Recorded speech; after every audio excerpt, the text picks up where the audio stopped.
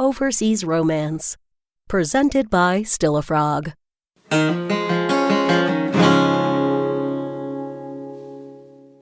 She couldn't believe it was happening again. The way she first became aware of him was on Facebook. This British boy. She couldn't recall when he first showed up on her social media radar. He must have been friends with one of her friends. She did have some family in England on her father's side and a sweet young girl who was close to one of her friends who lived there, but she didn't know where in the 7 degrees of separation he happened to fall. Didn't matter to her much. She was not overly paranoid like some of her family and friends were. She didn't require a background check to allow someone into her virtual life. She was a relatively open book, well, at least with the parts that she allowed the world to see. So when this man from England suddenly went on a clicking spree, liking every photo she had ever posted, many from some time ago, clearly revealing the fact that he had perused her entire photo album collection and commenting on many of them, saying, "Beautiful X" or "Sexy Mama X." What is it with these X's? Do they not like O's in the UK? She began to freak out just a little bit. It struck her as a bit stalkerish. She even had more than one friend email her asking who her sudden admirer was. She honestly didn't know. She emailed him something trying to make him aware that he was making her uncomfortable. After a back and forth in which he was clearly insulted, telling her that it was sad that the actions of some men in her past caused those in her present to suffer was not right. I believe he told her that she had turned him off. She wasn't sure exactly what that meant, and she felt just a bit bad about it. But the problem had been solved until this morning. She awoke to about 10 notifications. He had liked and commented on several of her photos. It was odd since she had not had a single like or comment from him in months.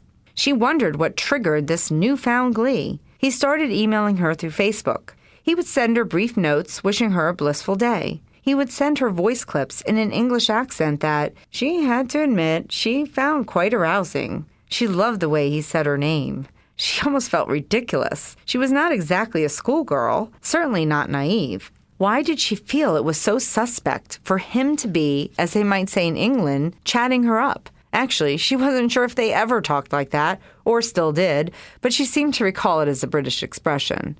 Was romance no longer allowed in this age of self-preservation? Did extreme caution destroy the art of harmless flirtation?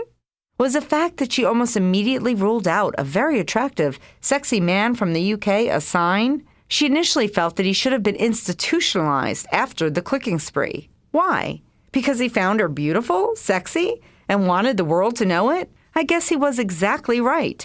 A few bad men do spoil it for the rest. She decided she would not make the same mistake this time. She started to email him too. She was so shy to send him a voice clip, but she finally had the courage to one night, after a second glass of Chardonnay. His response made her giddy. He loved her voice. He told her it was the voice of an angel, a very sexy one. She began to think that maybe it was better when she was cynical. She was afraid he might be developing into an obsession. He sent her songs he wrote and performed and posted on SoundCloud. The melodies were haunting, the lyrics filled with visions of what had been and longings for love. There was no doubt about it. It was evident in every aspect of him that he had revealed, even though he had not yet revealed too much. She already knew that a man of such passion and emotional intensity could be extremely dangerous for a woman like her, certainly for the girl she used to be. She was afraid of letting her walls, so carefully constructed, come down. She already envisioned what could be, and there were a million reasons why it should not be. The fact that an ocean lay between them was just one of them. She decided she was being foolish. He probably emailed with a dozen women, at least, and his interest was casual flirting. It wasn't like he harbored any real feelings for her. And she didn't even know him. She only knew bits and pieces. But they were intruding into her day more and more, and he was even appearing in her dreams. She had one very intense sexual dream, all to the soundtrack of one of his more haunting melodies. That is when he asked her to Skype. She had been afraid to send him a voice recording, and now he wanted to Skype? She started to curse the age of technology. He told her he wanted to go on a date, a video date, in real time. They couldn't touch, obviously, but they would have a conversation, even though there were many miles between them. It was strange how real the date felt. She made sure the lighting was good. She did her hair and makeup and put on a sexy red dress. Why not? Red was always her color, and they say it is very stimulating. She wanted him to have a very vivid impression of her, since it would be the closest he would get without seeing her in person. She knew he would be calling her at 8. She had everything set up and waited for the call.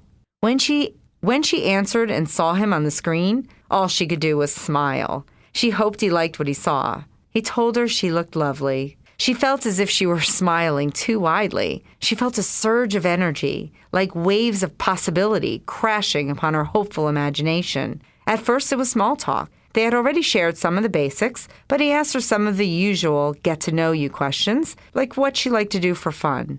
Every answer led to another question or another story. It was like they both fed on each other, but instead of becoming full, it only made them hunger for more. He looked at her and smiled. He tilted his head and said in a sultry voice, "I wish I could kiss you goodnight. I would so kiss you goodnight." She looked at him coyly and said, "And I would so let you," and then nervously giggled. After they hung up, he emailed her and told her that he feels a very strong connection. He knows this all may seem crazy and it might become a complicated mess, but he didn't care. He said he was booking plane tickets tonight, round trip. He told her it was her call. He would pay for her to come see him, or he would go there to visit her. She told him she had family there, not too far from him. She would like to come see him, and she could probably stay with her family while there. The panic instantly started to rise inside her, but she refused to let it. Nothing great ever comes easy or without risk, she reminded herself. She had to laugh. It never seemed difficult in the countless romantic movies she indulged in. The heroines never almost hyperventilated in near panic attacks, and they had encouraging friends who almost forced them to do whatever it took to get the man, instead of her friends and family who were almost ready to have her committed. But in the end, she knew the choice was easy. If it didn't work out, she really wouldn't have lost anything. Just another adventure that didn't go as she had hoped. But something told her that this could be it. The love story she had always imagined, but had lost hope would ever really happen. If she didn't go, it couldn't work out, and she would never be able to stop wondering what could have been. The chance, however remote it might be, that this might be everything she had ever wanted, her happily ever after, made her tell him to book the flight. He emailed her the ticket information that night. She would be leaving 2 weeks from tomorrow. Something told her that this was a moment she would be talking about for years to come. It was as if she could see the future, and that this moment was the moment her life took a wonderful new path. Her eyes welled up with tears, happy tears, because somehow she knew she was experiencing now a very special time, one she felt sure would be fondly recalled years from now, when it would be a very precious memory.